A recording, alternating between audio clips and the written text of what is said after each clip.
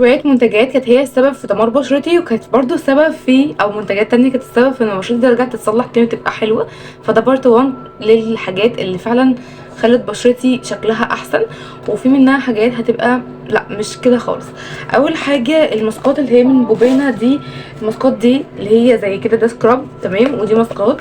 دي ماسكات اللي هي الماسك اللي هو بيتشد بعد ما بيتحط كده منه طبقة، وبعدين بعد شوية لما بينشف بيتشد. دوت بالفحم ودوت بالذهب. وده كده كان كريم صنفرة. طبعا الماسكات دي كمان في منها انواع تانية كتير قوي من بوبانا، بس انا استخدمتهم هم دول.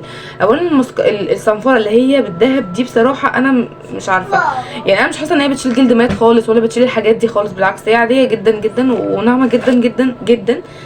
ريحتها حلوه، بس ممكن كمان نحطها على البشره، لان البشره ما ينفعش تستخدم على حاجات تبقى خشنه قوي او تفتح المسام اللي موجوده في البشره بشكل او باخر.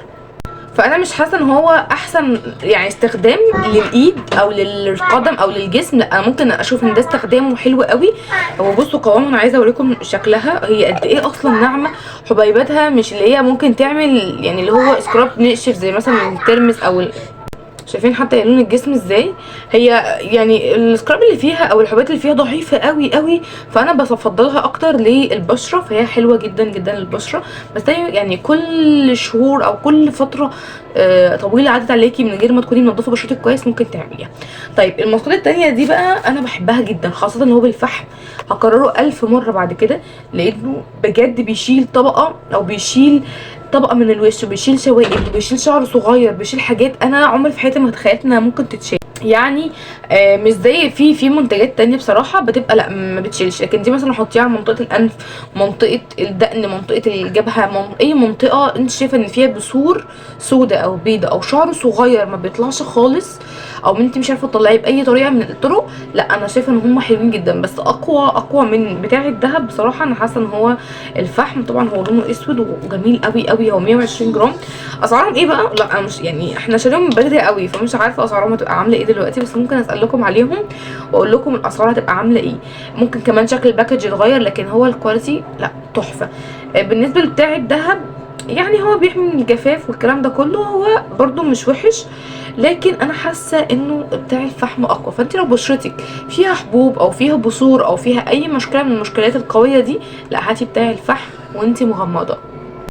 الاهم بقى او الجنرال بتاعي دلوقتي او النهارده هو الغسول بتاعي. الغسول انتوا عارفين ان انا بحب جدا اني اغسل بشرتي مرتين في اليوم، خاصه لو تعرضت لاتربه، او ممكن مره واحده بس. والافضل وقت لغسل البشره سواء دهنيه او عاديه او جافه هو الوقت اللي بعد نص نهار او بعد خروجه، او يعني على المغرب كده لو ما خرجتيش او حاجه. ليه بقى؟ لان اول ما انت بتصحي بتلاقي في دهون في بشرتك. الدهون دي ناس كتير قوي زمان كانوا لا انت لازم تشيل الدهون دي مش صحيه ومش حلوه وتعمل لنا حبوب. الكلام ده خطا كبير قوي، لان الدهون دي اصلا بتتفرز من البشره، فبتغذي البشره، بيبقى فيها كولاجين وبيبقى فيها حاجات كتير قوي مهمه للبشره وترطيب البشره ونضاره البشره.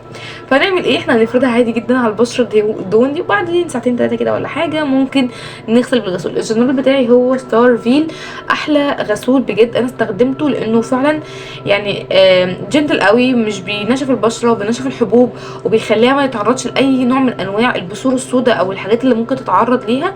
فهو جنتل قوي. لكن انت لو بشرتك متبهدله حبوب ففي غسول تاني خالص ممكن اكلمكم عنه في فيديو تاني. ودي كده كانت كل حاجه الفيديو النهارده. لو الفيديو عجبكم لايك وشير وسبسكرايب للقناه لو تشوفوني على اليوتيوب، ولايك لصفحه الفيسبوك لو تشوفوني على الفيسبوك، واشوفكم على خير في فيديوز جديده. باي باي.